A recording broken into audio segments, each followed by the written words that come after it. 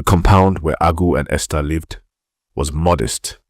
Painted beige walls, a quiet gate, and the occasional hum of generators.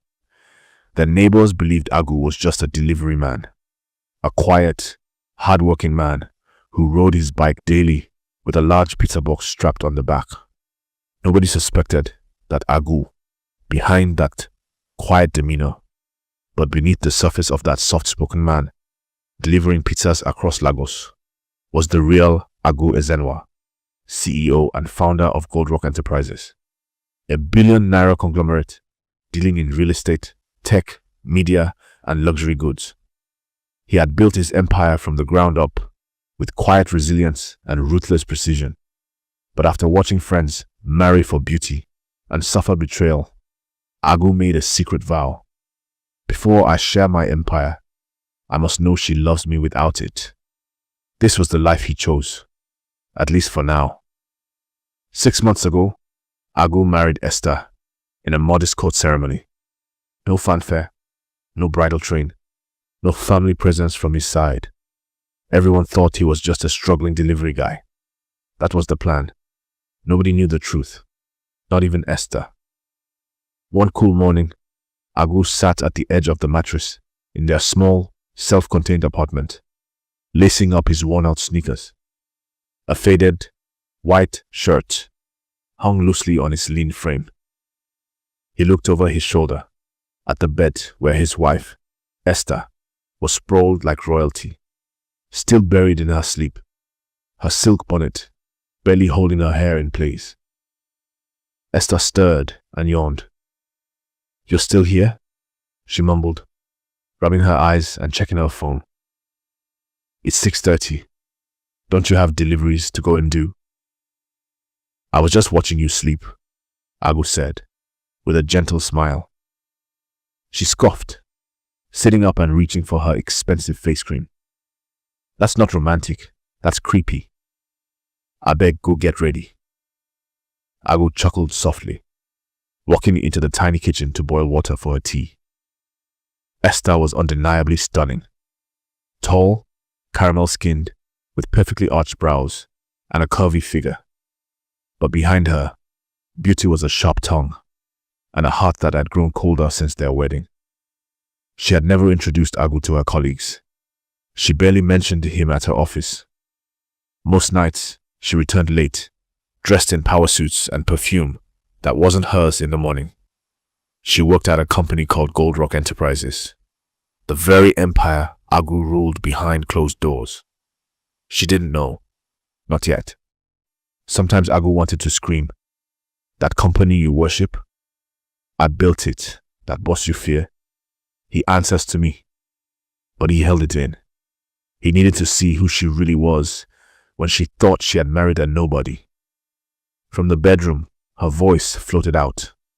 "You know, Mr. Dimeji, the assistant manager, said I might be selected for a special marketing project. If I land it, we'll be set. Finally, we'll escape this life." Agu brought her a cup of tea. "That's great. I'm proud of you." She took it and sipped without a thank you. "I just wish you had more ambition, Agu. Even a gate job at my office would be better than running around with pizza boxes." "I like my work," Agu said simply. She rolled her eyes. "Of course you do." They ate in silence. He had made toast. She barely touched hers. "By the way," she said as she got up to get dressed, "don't wait up for me tonight. There's a dinner meeting after work." "Is Dimeji going to be there?" She paused. "Why are you asking?" "I'm just curious." "Then don't be," she snapped. "Worry about your deliveries." Agu watched her as she dressed in a sleek maroon gown, fitted at the waist, with gold earrings that glinted in the light. She was breathtaking, but his heart ached. This is the woman I married, he thought. The woman who calls me husband in public, but barely treats me like one in private. As she applied her lip gloss, she glanced at him through the mirror. "Don't forget to clean the kitchen before you leave," she said. "I don't like coming back to dirty plates." He nodded. Then she was gone. The door slammed behind her like a final punctuation mark. Agu exhaled deeply, walked back to the kitchen, and wiped the counter slowly. Then he picked up a black-covered journal from the shelf and flipped to the newest page. Day 180. She still looks at me like I'm a burden. I carried her in my heart. She carries me like baggage. But soon, the test will end, and truth will rise. He closed the journal, slid it beneath the cutlery drawer, and grabbed his helmet. Time to deliver pizzas, and maybe deliver judgment. The sun in Ikoyi was hotter than the rest of Lagos. Or maybe Agu was just sweating from something deeper than heat. He rode slowly into the private estate, the gleaming black gate opening after he flashed the pizza company's ID card and signed in. Block D, House 11, he muttered, reading the order slip. It was his last delivery for the day. He parked near a silver Mercedes-Benz and admired the house briefly. Expensive glass windows, polished tiles, and lush green hedges. Whoever lived here wasn't just rich. They wanted you to know it. Agu adjusted his cap, balanced the pizza box on one hand, and walked up the marble steps. He rang the bell. No answer. He knocked again, louder. Still nothing. Just as he turned to walk away, the door creaked open, and what he saw stopped his breath. Standing there was Esther, his wife, half naked, wearing nothing but a white towel wrapped loosely around her chest, water still dripping from her shoulders. Her mouth parted in frozen shock as her eyes locked onto his. Agu blinked. Esther? She stepped back instinctively, clutching the towel tighter. Agu? What are you doing here? I should be asking you that, Agu said, his voice tight, eyes scanning the lavish interior. What? What are you doing here? In a towel? I came for a meeting. A business meeting, she said, fumbling with her words. My clothes got stained. I spilled coffee on them, so I had to rinse them out. That's all. Agu looked at her. Really looked. Her hair was damp. There were 2 wine glasses on the center table, a half-finished bottle of red wine, a black men's blazer on the armrest, and in the air, perfume. Not hers, not his. He took a step forward. You have business meetings? Like this? In a towel? With wine and no documents? Before she could respond, a man's voice echoed from within. Babe, who's at the door? The pizza guy? Agu stiffened. A tall man entered the room, shirtless, drying his hands with a napkin. He froze the moment he saw Agu, then smirked. Oh, you're the husband. Esther looked like she wanted to disappear. Agu turned slowly to his wife. Esther, what's happening here? She laughed nervously, trying to sound composed. Agu, calm down. This is Mr. Dimeji, my boss. I told you about him. We were discussing the marketing pitch I told you about. It's nothing. In a towel? Agu snapped, cutting her off. This is how you do business? Dressed like this? At a man's house? Drinking wine? She swallowed. It's not what it looks like. Then tell me what it looks like, he challenged. Because right now, it looks like my wife is half naked in another man's house collecting pizza. The strange man chuckled, arms crossed over his bare chest. Look, bro, don't embarrass yourself. She told me about you. Agu turned to him sharply. Told you what? That she's married to some broke delivery guy with nothing going for him. That she only married you out of pity. I didn't believe her. Until now. Esther whispered, Dimeji, please. But the man wasn't done. You seriously thought you could keep a woman like this? He said with a mocking laugh. Look at her. Do you think she was built for poverty? Agu's fists clenched at his side. His eyes burned, but his voice remained calm. What makes you think you're better than me? The man smiled arrogantly. Because I'm not riding bikes in the sun, delivering pizza. I have a house, a Benz, I'm the assistant manager of Gold Rock. You are a nobody. Silence. Esther stood still, head lowered. Agu turned to her. So, this is why you treat me like a burden at home? This is why you rush out early and return late? Esther didn't speak. He stepped forward, voice rising. Answer me. This is the respect you have for your marriage? For me? I told you I'd explain later, she whispered. You shouldn't have come here. You ruined everything. I am somebody. I sign her paycheck. Agu's voice dropped to a dangerous calm. And who do you think signs yours? Dimeji blinked, confused. What? Never mind, Agu muttered, stepping back. He looked one last time at Esther. So you're staying? Esther couldn't meet his eyes. I'll meet you at home, she said softly. Agu laughed. He was highly disappointed in his wife. He couldn't believe his eyes. He dropped the pizza on the floor and left, his vision blurred. But not from the sun, from the betrayal. That night the apartment was drenched in silence. Not the peaceful kind. The kind that sits heavy in the chest, choking the air like smoke after a fire. Agu sat motionless on the edge of their bed, still in his delivery uniform. He hadn't even removed his shoes. His helmet rested beside him. His face, usually calm and unreadable, was now a battlefield of pain, rage, and betrayal. He stared at the wedding photo hanging crookedly on the wall. Esther smiling brightly, wrapped in his arms. It was fake now, a picture of something that had never truly existed. The doorknob rattled. The door opened. Esther walked in like she owned the place, swinging her purse off her shoulder and dropping her phone on the table with a careless thud. She didn't even glance at him. Agu didn't move. She unstrapped her heels and finally looked up. Are you still sulking? He turned his head slowly. Excuse me? She scoffed, heading to the mirror to wipe her lipstick.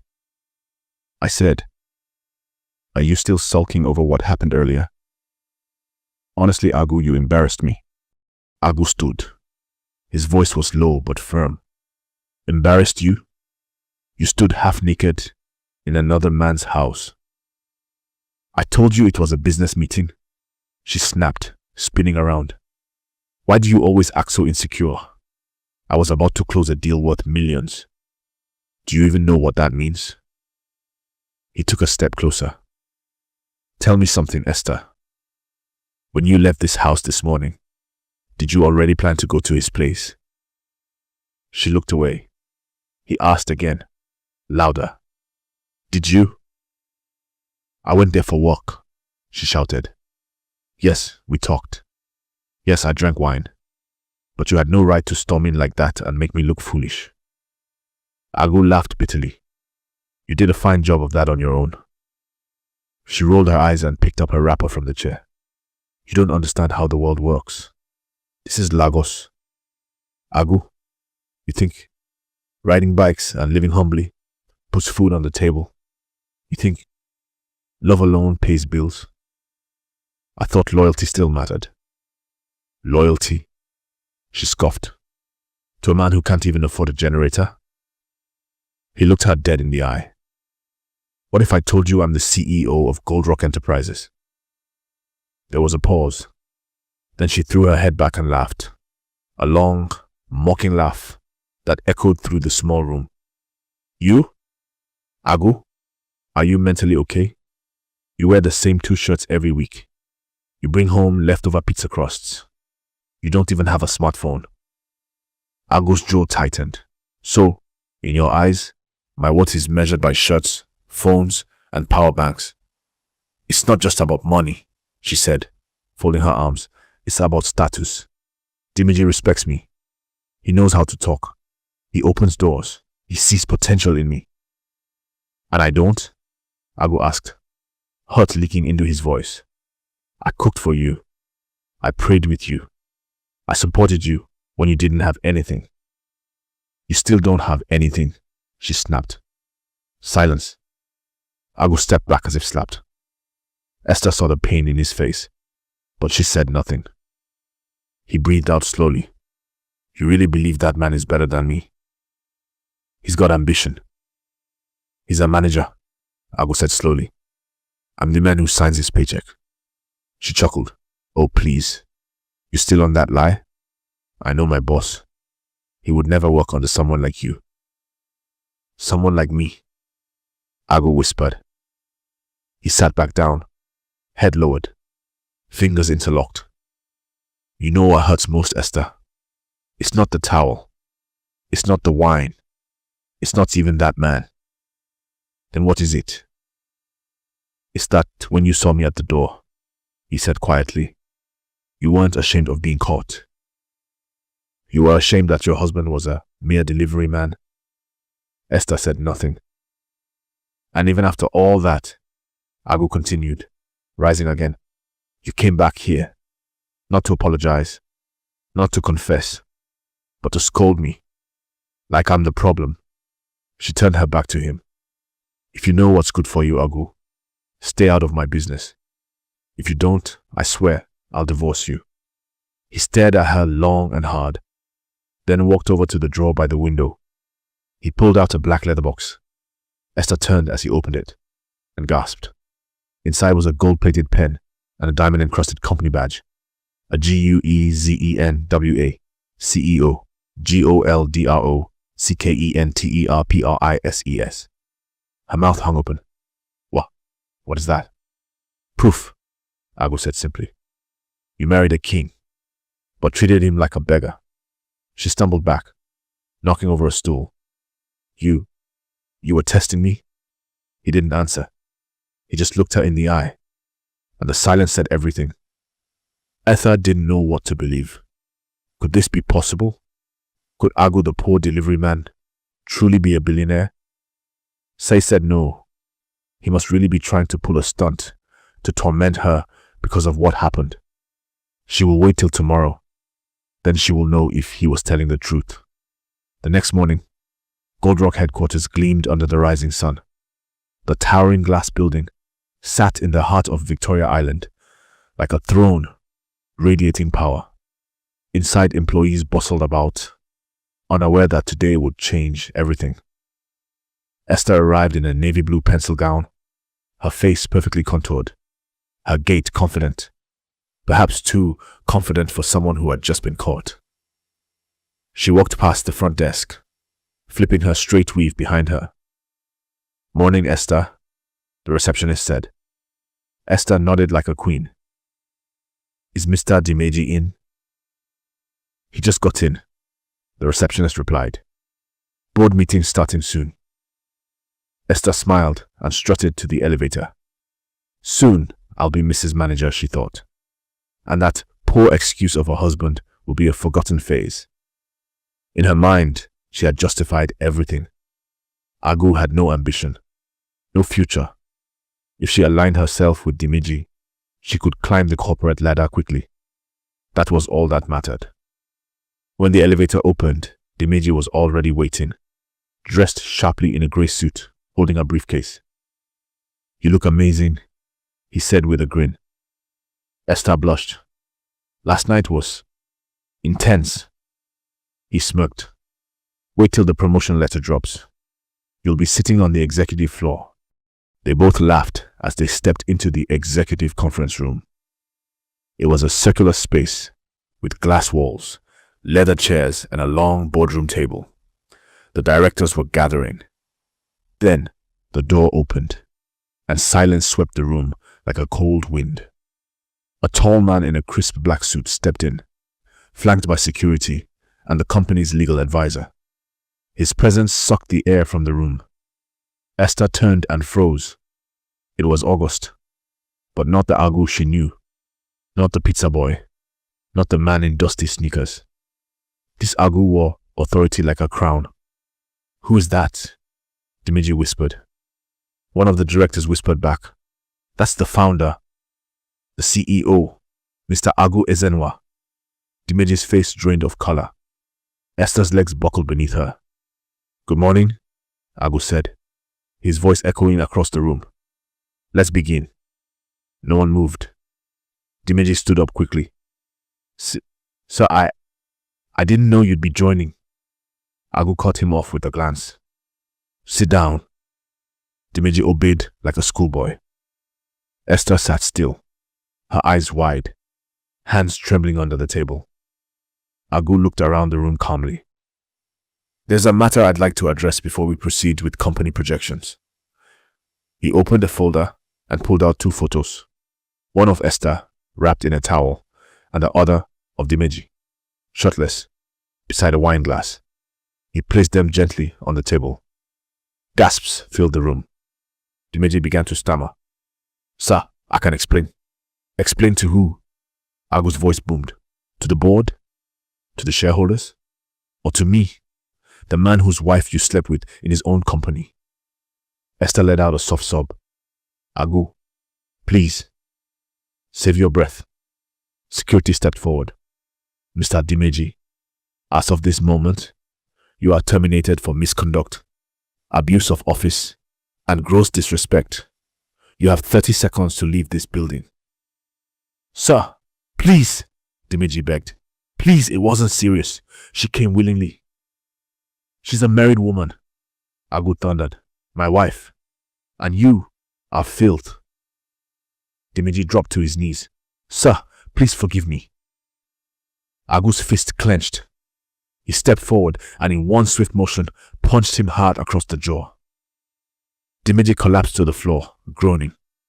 Take him out, Agu said to security. 2 guards dragged Dimeji out as he cried and begged. The room remained silent.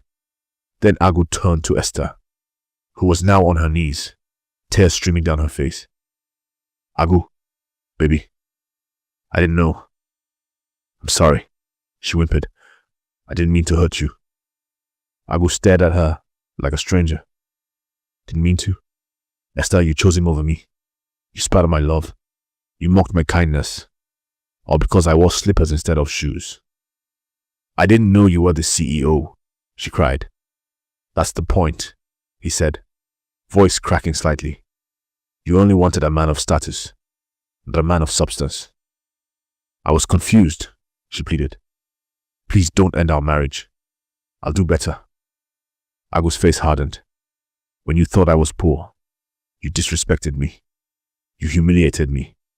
If I had remained that way, would you be here begging? She said nothing.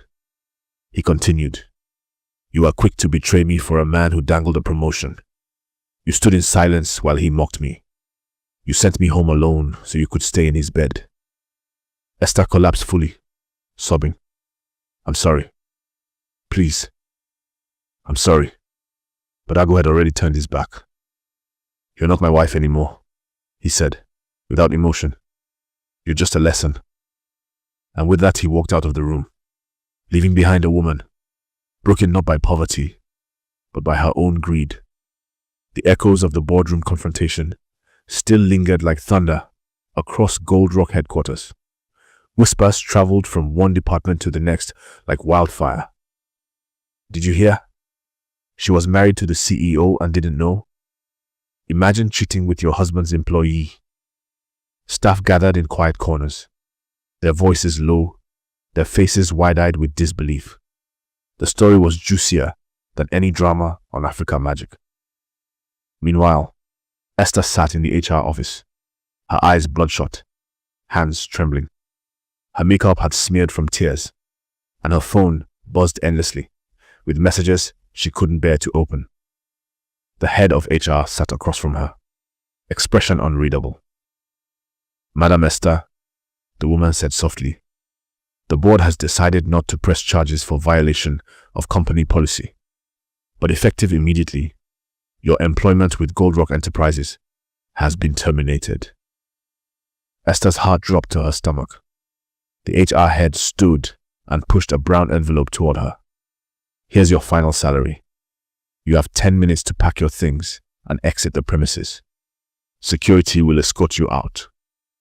No, please, Esther sobbed. Please give me a chance to speak with Agu. I was misled. I didn't know. The woman's voice sharpened. You had a husband. You had a home, you had love, and you threw it away for a man with a title. So don't act like a victim here. Esther broke into tears. Minutes later, security guards stood by as she cleared her desk. Staff turned their backs. Some stared in shock. Others whispered behind her. Her heels clacked against the tiled floor like gongs of shame. As she walked toward the elevator, she spotted the receptionist, the same girl she once mocked for her cheap wigs. Esther tried to hold her head high, but her pride was gone. At the exit, one guard opened the door for her. Sunlight hit her face like judgment.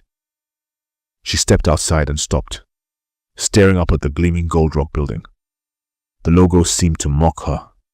Beneath it, a massive billboard with Agu's smiling face read, Gold Rock Enterprises, built on integrity, led by vision. Esther's throat tightened. Her world had flipped overnight. The man I looked down on owns everything.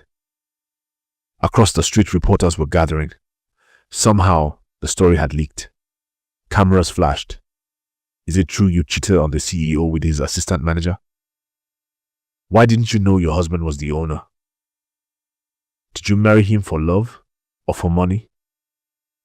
Esther covered her face and ran. Inside his penthouse office on the 10th floor, Agu stood before the glass wall, overlooking the chaos below. His eyes were quiet, calm, but inside him a storm raged. He had wanted to prove a point, and he had, but it didn't feel like victory. The door opened and the head of HR walked in. Sir, she said respectfully, Esther has been escorted out. Staff morale is shaken, but we're managing it. Agu nodded slowly. Good. Also, about the blacklisting. Do you want her banned from seeking employment in any of our subsidiaries? He thought about it for a moment. He imagined her struggling, begging, being mocked for years. But then he remembered the love he once felt, the dreams he had built with her in his mind, the way she used to smile when he brought her tea in the morning. No, he said finally. Let her go. Let life teach her. The woman nodded. Understood. As she turned to leave, she paused. Sir, for what it's worth, I admire your strength. Most men wouldn't have handled this with such class. Agu said nothing. He simply turned back to the window. Outside, Esther sat on the roadside, clutching her bag, phone in hand. She had called everyone. Her mother, her cousin in Abuja, even old friends she once ignored. Nobody picked up. The world had moved on. Even Dimiji had blocked her. She saw her reflection in a car mirror. Smeared makeup, messy hair, hollow eyes. She barely recognized herself. I still love you, she whispered aloud, tears dripping down her face. Agu, please come back. But Agu was gone. Back upstairs, he picked up his black journal. Day 181. She chose titles over truth, but I choose peace over pain. Love betrayed is a wound that may heal, but trust once broken rarely returns. He closed it and placed it on the shelf. The chapter of Esther was over. Now it was time to write a new one.